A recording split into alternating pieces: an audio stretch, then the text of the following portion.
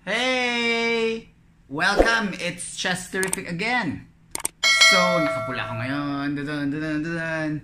Kasi, malapit na May 10. So, May 10, ano meron sa May 10? Ano nga ba? Anyway, it's Mother's Day. So, happy Mother's Day sa mga nanay na nanonood dyan, sa mga friends ko na nanay or soon to be nanay. Happy Mother's Day sa inyong lahat. Okay, so may kiss na kayo. So, today, gagawa tayo ng noodles para sa inyo. Noodles with a twist na lang.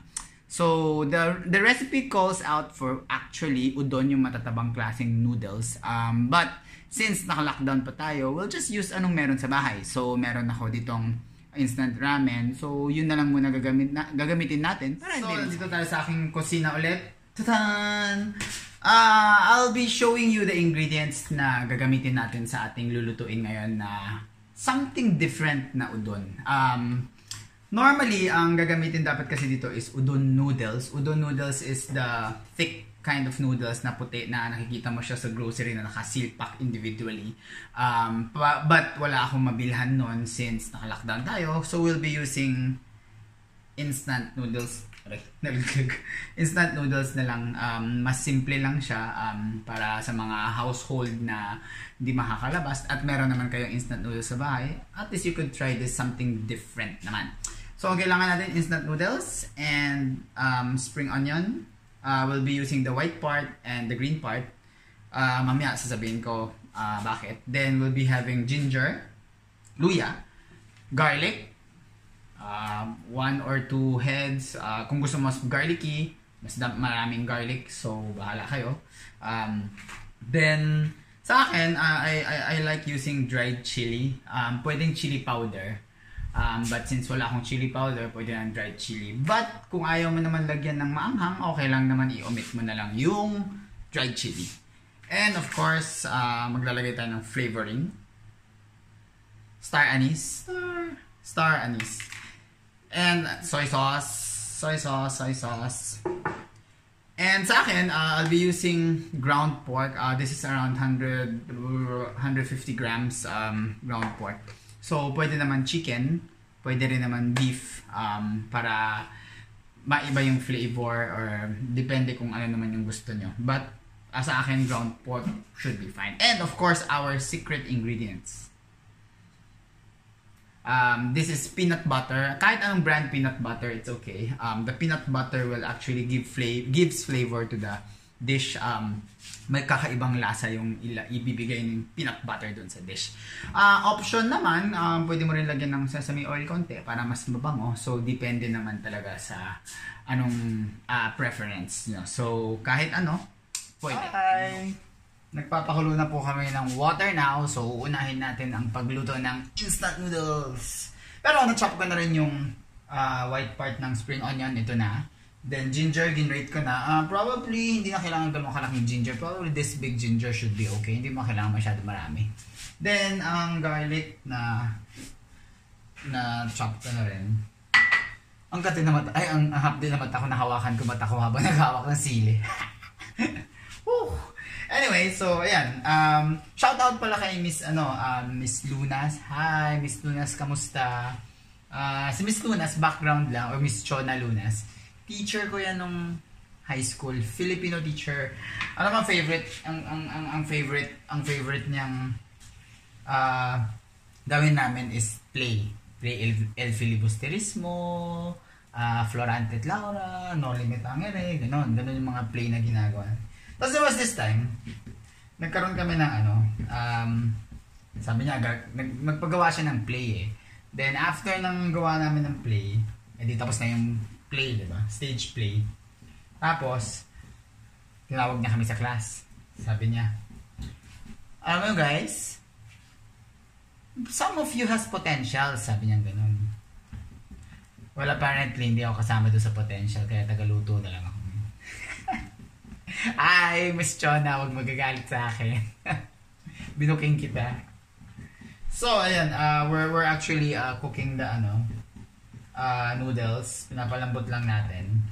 O nga pala, Ellie Potts, hello, shout out din sa'yo. Happy birthday. Hindi kita nag-greet the other day. Hello. So, ngayon, pinapalambot natin yung ating noodles. So, after natin na-drain, ayun na. We put some oil na there. The oil prevents it from sticking. So, pwede mo naman gawing olive oil or pwede naman sesame oil lang. So, okay lang naman din. Now, on the pan, we put oil.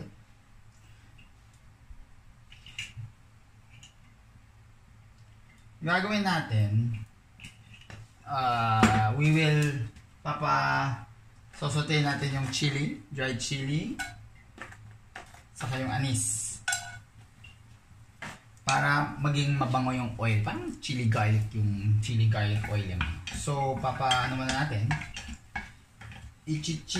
I-fry natin konti para mabango yung oil natin mamaya. Wow, I wish you could smell the bango. We could smell the smell. Smell the ano. Ang bango. Ang bango ng anise. Not bad, ah. Then we add the garlic.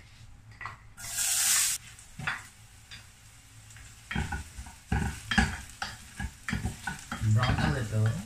Then we add the ginger. Yung spring onion natin.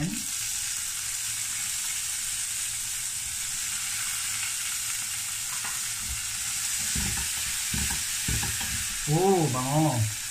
Amoy ano. Describe ko lang parang ma-ginger, mag-garlicky, may konting amoy ng anise, mabango. Not bad.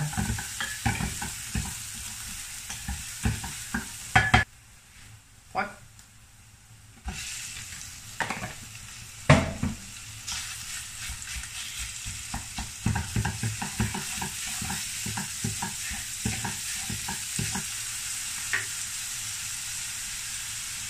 Of course, season your food all the time.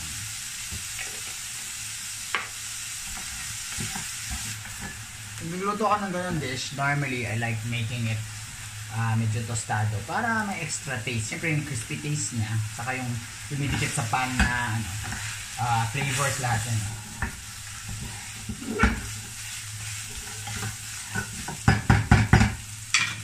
Pinapawisan na ako.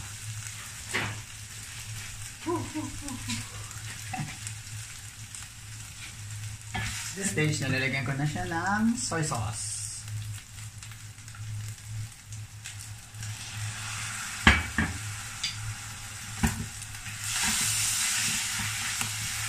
Water.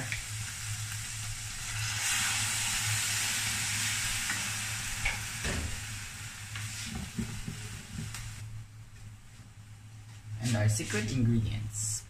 Peanut butter. Anise. Pak.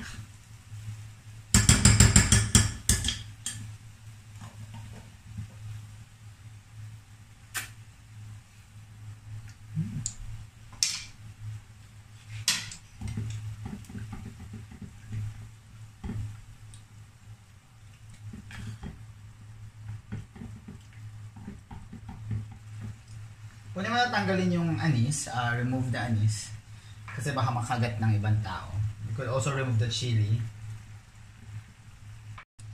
And of course, you guess it right, you have to add the last ingredients. Walang last ingredients, hindi masarap yung ating noodles. Yung ating cooked pasta. So mix everything para maghalo lahat. So, yan na. Na-plate ko na and everything. Ito na ang ating final product. So, describe ko lang yung amoy. Spring onion, garlicky, may konting, naaamoy mo yung anise flavor.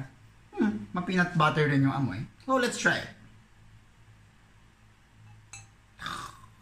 Kain na. Musya naman na. Diet ka naman ako. Mahit ba?